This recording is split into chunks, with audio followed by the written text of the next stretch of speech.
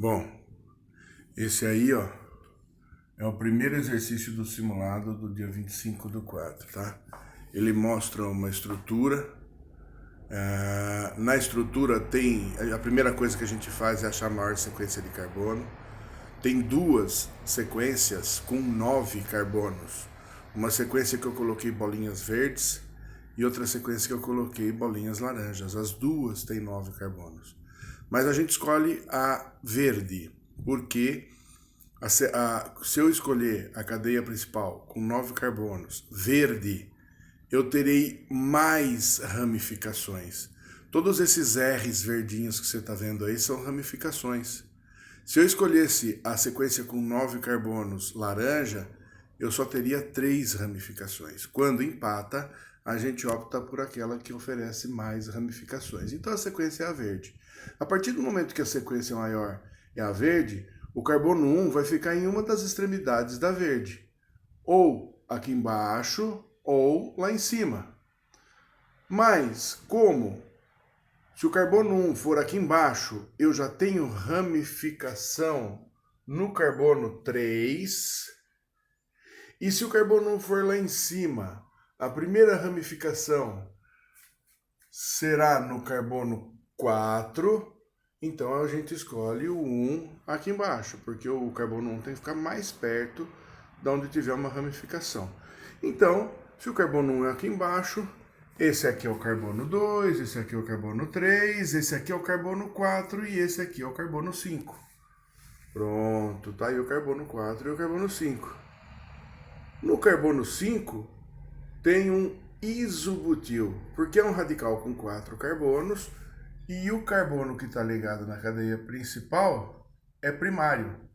Quando o radical de 4 carbonos tem o carbono ligado na cadeia principal primário, então trata-se ou de um butil ou de um isobutil.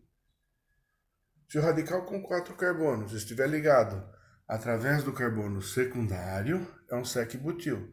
Se o radical com 4 carbonos estiver ligado através de um carbono terciário, é um terc-butil. O nosso está ligado através de um carbono primário e não é butil, é isobutil.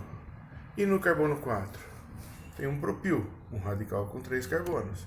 Então, no carbono, se a gente escolhe a sequência certa, coloca o carbono 1 no lugar certo, acha o carbono 4 e o carbono 5. No 4 está ligado um propil, no 5 está ligado um isobutil. Isso aí é o primeiro exercício. O segundo exercício fala da composição do gás que a gente utiliza. O GLP, que é o gás liquefeito do petróleo, que a gente usa em fogão, isqueiro, é uma mistura de propano e butano. Às vezes, em alguns isqueiros, somente butano, mas normalmente o GLP tem propano e butano. E eles vêm do gás natural, que é a fração mais leve da coluna de destilação lá do petróleo, porque ele já é gasoso na temperatura ambiente. O terceiro exercício do simulado fala da combustão incompleta do metano, mas da combustão incompleta formando carbono, porque ela também pode formar monóxido de carbono. Mas esse enunciado fala de uma combustão incompleta formando carbono. Muito bem. Metano tem o prefixo met, um carbono. An só tem simples, termina com O porque é um hidrocarboneto. Então, um carbono só tem simples, é o CH4, que é o metano. Ele que vai sofrer combustão, ele que vai reagir com o oxigênio, formando água e carbono. Você também tem que saber que o carbono fuligem, a fórmula dele é C, carbono. Muito bem, então você tem metano mais O2 formando C, carbono e água. E aí faz o balanceamento e a equação correta é essa que está aí. No quinto exercício, ele até fala de porcentagens para confundir tudo, mas o objetivo é remover CO2 e H2S.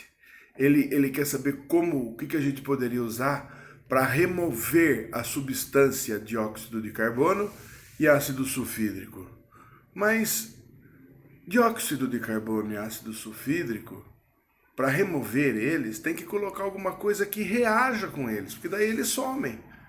Vai produzir algum outro produto que não seja maléfico, que não seja desinteressante, mas eles somem. Então tem que ser alguma coisa, colocar alguma coisa para remover eles, é colocar alguma coisa que reaja com eles.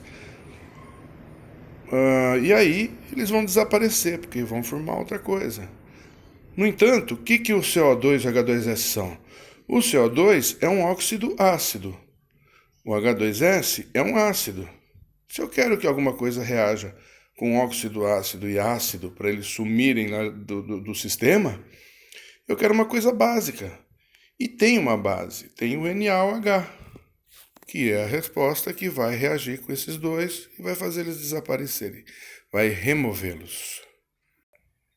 Muito bem, o próximo exercício me dá uma estrutura e me fala coisas sobre essa estrutura.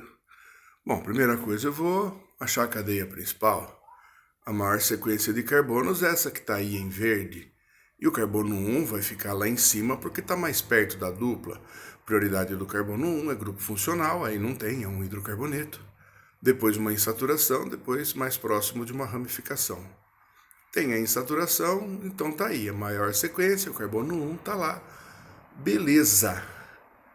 Ótimo. Você vê que no carbono 2 tem um isopropil. No carbono 3 tem um metil.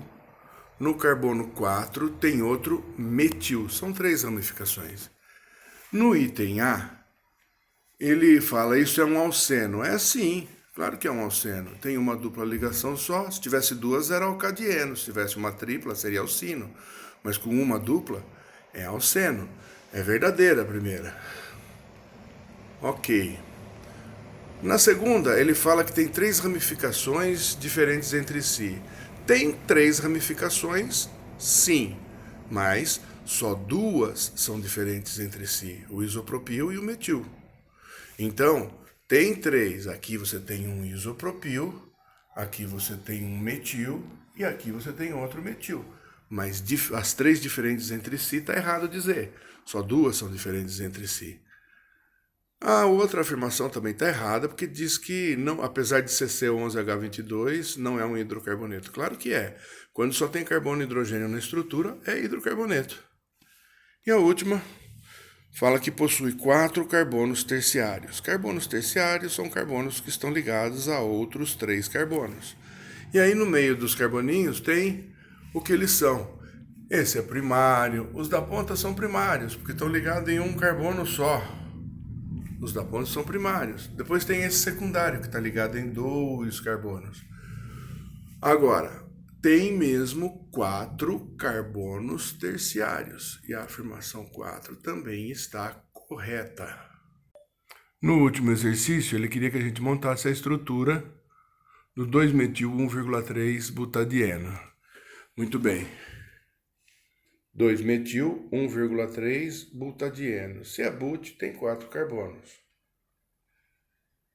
Se é 1,3-dien, quer dizer que tem uma dupla entre o 1 e o 2 e entre o 3 e o 4.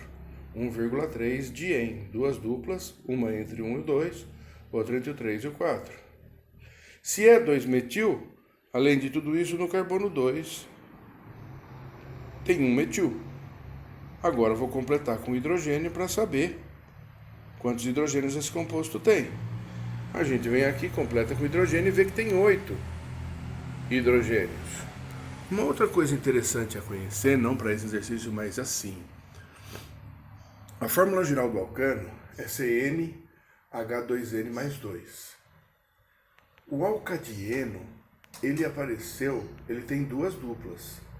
Então, em relação ao alcano, entre carbonos, apareceram 2 tracinhos. Um tracinho em cada dupla, são 2 duplas. 2 tracinhos a mais.